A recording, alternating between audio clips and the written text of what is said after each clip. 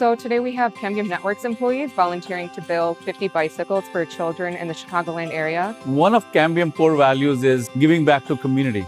And we have a tradition every Thanksgiving. Our engineers here, you can see, they assemble bikes. These are bikes for children. The bikes are actually going to be donated to the Toys for Tots Motorcycle Parade, which is the largest motorcycle parade, I believe, in the country. And it's amazing to see the joy on these kids' faces when they receive these bikes. So this is a small way Cambium gives back to the community, and we're very proud to be part of this greater Chicago community. I'm Maynard Marsh. I'm one of the board members from Chicagoland Motorcycle Parade. Chicago Motorcycle Parade's been going, this is our 42nd year. And Cambium Network here is kind enough to donate the bikes, which we collect for needy children throughout the Chicagoland area.